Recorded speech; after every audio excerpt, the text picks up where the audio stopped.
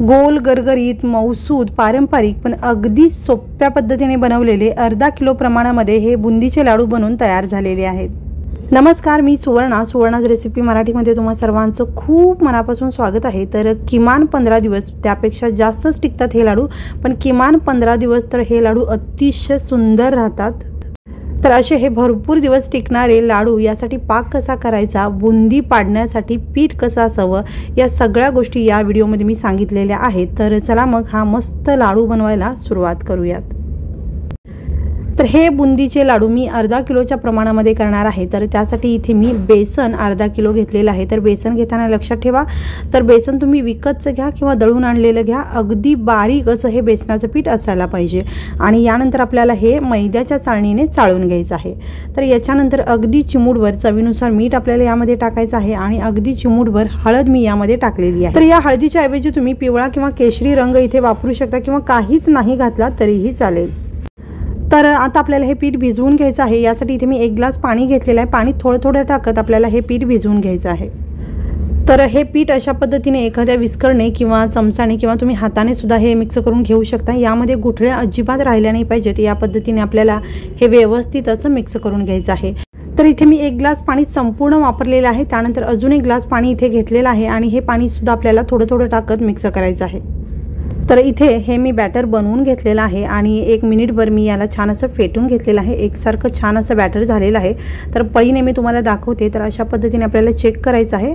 तर हे पीठ अशा पद्धतीने एकसारखं पडलं पाहिजे, पण हे हलकंसं दाटसर पीठ आहे। तर अजून थोडंसं मी याला पातळ करून घेते आणि यानंतर थोडंसं पीठ आपण या पद्धतीने झारामध्ये टाकून चेक करू शकताय। प्रत्येक वेळी बुंदी पाडताना हे पीठ आपल्याला अशा पद्धतीने छान मिक्स करूनच घ्यायचं आहे। तर 1 पळीभर हे पीठ मी या झारामध्ये टाकून बघतीये। तर या झाऱ्यातून मिश्रण पटपट खाली पडत नाही। हलकंसं टॅप केल्यानंतर सुद्धा काहीच थेंब याचे पडतायत, म्हणजे हे मिश्रण अजून थोडंसं सैलसर आपल्याला करायचं आहे। तर ही जी मी पिठाची कन्सिस्टन्सी ठेवलेली आहे, यामध्ये मोठी बुंदी पडते, पण तुम्हाला जर बारीक मोतीचूर सारखी बुंदी पाडायची असेल तर त्या पिठाची कन्सिस्टन्सी अशी हवी। तर बारीक बुंदीसाठी तुम्ही असं घट्टसर पीठ ठेवलात तर तुम्हाला झारा जो आहे जास्त आपटावा लागतो, म्हणजे बारीक अशी बुंदी पडते। आणि असं सैलसर पीठ केला तर बुंदी अगदी पटपट पडते, पण ती मोठी होते। तर तुम्हाला जशी बुंदी हवी आहे त्यानुसार तुम्ही हे पीठ बनवू शकताय। तर असं हे सैलसर पीठ बनवण्यासाठी मला 1.5 ग्लासपेक्षा थोडंसं कमी पाणी लागलेलं आहे। तर इथे तुम्ही थोडंसं दाटसर म्हणजे मोतीचूरच्या बुंदीसाठी पीठ भिजवलं तर 1 ग्लास आणि वरती थोडंसं पाणी तुम्हाला लागू शकतं। तर आता बुंदी पाडण्यासाठी कढईपेक्षा थोडासा उंच असा मी एक डबा घेतलेला आहे। त्यावरती एक जाडसर कापड आपल्याला ठेवायचं आहे, जेणेकरून आपण जेव्हा झारा आपडतो तो हलका पडला पाहिजे आणि थोडीशी उंची सुद्धा याची वाढते। तर हा झारा कढईच्या अगदी मधोमध आला पाहिजे, अशा पद्धतीने आपल्याला डबा ठेवून घ्यायचा आहे। तेल अगदी कडकडीत तापवायचं आहे। तर 1 थेंब मी टाकून बघितला, अगदी पटकन वर आलेलं आहे, म्हणजे तेल आपलं अगदी छान तापलेलं आहे। असं कडकडीत तेल आपल्याला करायचं आहे। तर पीठ प्रत्येक वेळी हलवूनच घ्यायचं आहे आणि थोडंसं पीठ मी या झाऱ्यामध्ये घातलेलं आहे आणि अशा पद्धतीने आपल्याला टॅप करायचं आहे आणि यामध्ये मस्त अशी बुंदी आता पडत आहे। तर मी मगाशी सांगितल्याप्रमाणे ही बुंदी थोडीशी मोठी पडते, पीठ थोडंसं सैलसर केलेलं आहे, बुंदी पटपट पडते आणि बुंदी थोडीशी मोठी असते। पीठ दाटसर ठेवला तर झारा जास्त आपटावा लागतो, पण बुंदी मात्र अगदी बारीक पडते। तर तुम्हाला हवी तशी बुंदी तुम्ही इथे पाडू शकताय। जोपर्यंत आपण बुंदी पाडत आहोत तोपर्यंत आपल्याला गॅस मोठा ठेवायचा आहे। बुंदी पाडून झाली की गॅस थोडासा कमी करायचा आहे आणि तोपर्यंत आपण या झाऱ्यातील सगळं पीठ काढून घ्यायचं आहे आणि झारा आपल्याला स्वच्छ असा धुवून घ्यायचा आहे। तर ही बुंदी आपल्याला 2-3 वेळा पलटवून घ्यायची आहे आणि अगदी 20 ते 25 सेकंदामध्ये ही बुंदी आपल्याला लगेचच बाहेर काढायची आहे। तर बघू शकता मस्त गोल गरगरीत आणि अतिशय सुंदर अशी ही बुंदी आपली बनवून तयार झालेली आहे आणि याच पद्धतीने आपल्याला राहिलेली सगळी बुंदी बनवायची आहे। तर प्रत्येक वेळेला आपल्याला झारा हा धुवून स्वच्छ पुसूनच घ्यायचा आहे, म्हणजे बुंदी गोल गरगरीत अशी पडते। तर हा झारा तुम्ही जितक्या उंचीवर पकडाल तितकी गोल गरगरीत अशी ही बुंदी पडते। तर कढईमध्ये आपलं जेवढं तेल आहे ते संपूर्ण भरल्यानंतर आपल्याला बुंदी पाडायची थांबवायची आहे। तर कडेला जेव्हा बुंदी पडते तेव्हा एकावर एक पडते, तर ती अशा पद्धतीने सोडवून घ्यायची आहे आणि चमचाने अशा पद्धतीने थोडीशी मोकळी करून घ्यायची आहे। तर तुमची बुंदी गोल न होता थोडीशी चपटी होत असेल तर ते पीठ पातळ झालेलं आहे असं समजावं आणि त्यामध्ये थोडंसं बेसन टाकून तुम्ही छान मिक्स करून पुन्हा बुंदी बनवू शकताय। आणि बुंदी जर थोडीशी लांबट होत असेल तर पीठ घट्ट झालं की अशी बुंदी लांबट होते, त्यामध्ये थोडंसं पाणी टाकून छान मिक्स करून पुन्हा तुम्ही बुंदी बनवू शकताय। तर इथे मस्त गोल गरगरीत छान अशी बुंदी बनत आहे। तर याच पद्धतीने मी सगळी बुंदी बनवून घेते। तर इथे मी एकाच रंगाची ही बुंदी बनवत आहे। तुम्हाला जर रंग टाकायचा असेल तर या मिश्रणातील जे राहिलेलं मिश्रण आहे त्यातील थोडं थोडं मिश्रण बाजूला करा आणि तुम्ही हवा तो रंग यामध्ये टाकून ही बुंदी अशाच पद्धतीने तळून घेऊ शकताय। याच पद्धतीने मी राहिलेली सगळी बुंदी बनवून घेतलेली खूप मस्त गोल गरगरीत अशी ही बुंदी झालेली आहे। तर ही बुंदी हाताने या पद्धतीने थोडीशी चुरून घ्यायची आहे, म्हणजे एकमेकांना चिटकलेली बुंदी बाजूला होते। त्याचबरोबर तुम्ही अशा पद्धतीने ही बुंदी चेक करू शकता, दाबल्यानंतर थोडीशी मऊ लागते, म्हणजे ही बुंदी आपली परफेक्ट झालेली आहे। तर अशी मऊ बुंदी झाली की पाक व्यवस्थित या बुंदीमध्ये मुरला जातो। तर ही बुंदी आता आपण बाजूला ठेवूयात आणि पाक आता बनवायला घेऊयात। तर इथे अर्धा किलो बेसनसाठी मी 750 ग्रॅम साखर घेतली आहे। तुम्हाला जर कमी गोडाचे लाडू हवे असतील तर अर्धा किलो बेसनसाठी तुम्ही अर्धा किलो साखर घेऊ शकता आणि जास्त गोड हवे असतील तर अर्धा किलोसाठी आपल्याला इथे 750 ग्रॅम साखर घ्यायची आहे। त्याचबरोबर तुम्हाला जर हे लाडू जास्त दिवस टिकवायचे असतील तर अर्धा किलो बेसनसाठी इथे 750 ग्रॅम साखर तुम्हाला घ्यावी लागेल।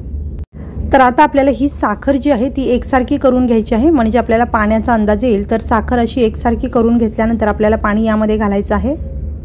तर साखर बुडून वरती पाणी थोडंसं राहिलं पाहिजे, या पद्धतीने आपल्याला हे पाणी घालायचं आहे। तर सुरुवातीला मी 1 ग्लास पाणी यामध्ये घातलेलं आहे, तर अजून थोडंसं पाणी यामध्ये मी घालतीये। तर इथे मी एकूण 1 ग्लास आणि वरती 2 ते 3 चमचे पाणी यामध्ये घातलेलं आहे। तर आता हा पाक आपण बनवून घेऊयात। तर इथे मी गॅसवरती भांडं ठेवलेलं आहे। सुरुवातीला गॅस मोठा ठेवायचा आहे आणि एकसारखं मिक्स करून घ्यायचं आहे, म्हणजे साखर खाली लागणार नाही। तर या पाकाला उकळी येईपर्यंत आपल्याला गॅस मोठा ठेवायचा आहे। उकळी आल्यानंतर गॅस आपल्याला मध्यम करून मध्यम गॅसवरतीच पुढची प्रोसेस आपल्याला करायची आहे। तर इथे पाकाला छान उकळी आलेली आहे, गॅस आता मी मध्यम करून घेते। पाकाला उकळी आल्यानंतर पुढच्या 2 ते 3 मिनिटांमध्ये आपला एकतारी पाक तयार होतो। तर या पद्धतीने थोडंसं चेक करून बघायचं आहे। पाक किंचित थंड झाल्यानंतर अशा पद्धतीने बोटामध्ये तुम्ही चेक केला तर अशी तार खेचली जाते, म्हणजे हा एकतारी पाक आपला तयार आहे। तर अजून 1-2 मिनिट मी हा पाक शिजवून घेते। तर तुम्हाला जर लाडू जास्त दिवस टिकवायचे असतील तर 2 तारी पाक तुम्हाला करावा लागेल आणि हा लाडू अगदीच सैलसर आणि अतिशय मऊसूद असा नसतो, हलकासा मऊसूद असा हा लाडू बनतो।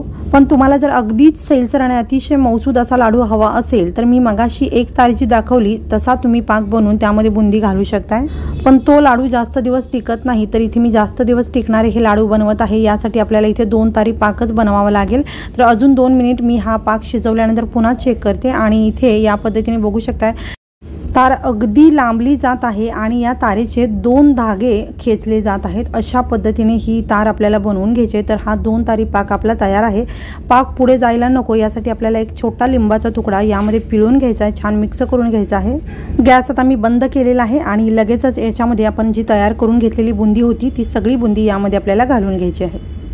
तर सगळी बुंदी घालून झाल्यानंतर हे मिश्रण आपल्याला व्यवस्थित असं मिक्स करून घ्यायचं आहे। तर इथे वेलदोड्याची पावडर जर तुम्हाला आता टाकायची असेल तर टाकू शकताय आणि याचबरोबर तुम्ही मगज बी किंवा काजू बदामचे तुकडे सुद्धा यामध्ये आता टाकू शकताय। तर मी हे सगळं नंतर टाकणार आहे।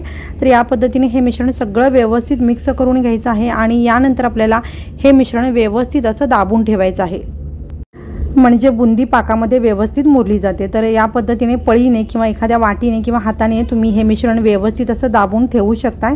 तर यावरती आता झाकण लावायचं आहे आणि हे आता मुरण्यासाठी आपण ठेवूया। तर इथे जर 2 तारी पाक बनवला असेल तर मिश्रण अगदी 5-5 मिनिटाला आपल्याला चेक करायचं आहे। 1 तारी पाक बनवला तर तुम्ही अगदी 10-15-20 मिनिटांनंतर चेक केला तरी चालू शकतं। 2 तारी पाक हा पटकन आळून येतो, त्यामुळे लाडू पटकन बांधायला येतात। तर इथे मी 5 मिनिटापूर्वी चेक केलं होतं, अजून आले नव्हते लाडू बांधायला। तर अजून 5 मिनिटानंतर मी हे मिश्रण चेक करत आहे। तर वरचं मिश्रण कोरडं वाटत आहे, खाली ओलसरपणा आहे, म्हणजे परफेक्ट आपले हे लाडू बांधायला आलेले आहेत। लगेच आपल्याला लाडू बांधायचे आहेत। तर त्याआधी 1 चमचा इथे मी वेलदोड्याची पावडर घातलेली आहे, थोडंसं जायफळ यामध्ये मी खिसून घालते, याचा स्वाद अप्रतिम लागतो लाडूंमध्ये। आणि अगदी 1 मूठभर मी इथे मगज बी टाकलेले आहेत, याच्याऐवजी तुम्ही काजू बदाम काहीही टाकू शकता। यानंतर आपल्याला 2 चमचे तूप यामध्ये घालायचं आहे, यामुळे लाडू अगदी छान मऊसूद होतात। तर आता हे सगळं मिश्रण आपल्याला व्यवस्थित मिक्स करून घ्यायचं आहे। वरची जी बुंदी असते थोडीशी कोरडी झालेली असते, खाली ओलसर बुंदी असते, ती सगळी आपल्याला एकजीव करायची आहे। त्याचबरोबर आपण यामध्ये तूप, वेलची, जायफळ आणि मगज बी टाकलेली आहे, ती सुद्धा व्यवस्थित अशी मिक्स होते। तर इथे आपला पाक जो आहे अगदी परफेक्ट झालेला आहे, बुंदीमध्ये पाक सगळा व्यवस्थित मुरला गेलेला आहे। तर हे मिश्रण छान मिक्स केल्यानंतर लगेचच याचे आता आपण लाडू बनवायला घेऊया। तर मिश्रणाचा मुटका हातामध्ये अशा पद्धतीने दाबल्यानंतर याचे बघू शकता अगदी लगेचच लाडू बनत आहेत। म्हणजे आपला जो पाक आहे बुंदीमध्ये व्यवस्थित मुरलेला आहे। बुंदी अगदी छान मऊसूत झालेली आहे आणि मस्त गोल गरगरीत असा लाडू अगदी झटपट बनत आहे। लाडूला जास्त जोर न देता लाडू अगदी पटापट बनत असेल तर हा लाडू अगदी परफेक्ट झालेला आहे असं समजावं। तर इथे मस्त गोल गरगरीत असे हे लाडू अगदी पटापट बनून तयार होत आहे। तर याच पद्धतीने आपल्याला हे सगळे लाडू बनवून घ्यायचे आहेत। तर तुमच्या लाडूचं मिश्रण असं परफेक्ट न होता सैलसर राहिलं असेल आणि त्याचे लाडू वळता येत नसतील तर हे मिश्रणाचं भांडं काही वेळासाठी म्हणजे 1-2 ते 3 मिनिटांसाठी गॅसवरती ठेवून मिश्रण पुन्हा शिजवून घ्या आणि त्यानंतर कोमट झाल्यानंतर याचे लाडू बनवून घ्या। आणि मिश्रण जर कोरडं झालं तर पुन्हा आपल्याला एक वाटीभर 1 तारी पाक बनवायचा आहे आणि यामध्ये गरम गरम पाक घालायचा आहे आणि पुन्हा बुंदी मुरण्यासाठी ठेवायची आहे। आणि 5-5 मिनिटांनंतर मिश्रण चेक करून तुम्ही याचे लाडू बनवू शकता। अगदी परफेक्ट असे लाडू बनतील। 1 तारी पाक बनवला तर लाडू बांधायला याला वेळ जास्त लागतो आणि 2 तारी पाक बनवला तर लाडू पटकन बांधायला येतो। त्याच्यामुळे मिश्रण अगदी 5-5 मिनिटांनंतर आपल्याला चेक करायचं आहे। तर इथे मी याच पद्धतीने सगळे लाडू बनवून घेतलेले आहेत। तर तुम्ही लाडू तुमच्या आवडीप्रमाणे लहान मोठे करू शकताय। तर इथे मी बारीक मोठे अशा आकारामध्ये लाडू बनवलेले आहेत। मस्त छान असे हे लाडू बनवून तयार झालेले आहेत। तर अर्धा किलो बेसनामध्ये साधारण 35 ते 40 लाडू होतात, पण तुमचा लाडू किती मोठा किंवा लहान आहे हेही महत्त्वाचं आहे। तर मस्त गोल गरगरीत असा एक लाडू मी तुम्हाला तोडून दाखवते। अगदी छान आणि मस्त मऊसूद असा हा लाडू बनून तयार झालेला आहे। बघू शकता तुम्ही अगदी छान मऊसूद हा लाडू झालेला आहे। तर या पद्धतीने हा लाडू जरूर बनवून बघा। अगदी परफेक्ट लाडू होतो। सांगितलेल्या टिप्स तुम्ही जर फॉलो केलात तर तुमचा लाडू अजिबात चुकणार नाही। अगदी परफेक्ट असा हा लाडू बनून तयार होतो। तर तुम्हाला जर हा व्हिडिओ आवडला असेल तर व्हिडिओला लाईक करा, शेअर करा, चॅनलला सबस्क्राईब करून बेल आयकॉन जरूर दाबा आणि हा व्हिडिओ पाहिल्याबद्दल खूप धन्यवाद।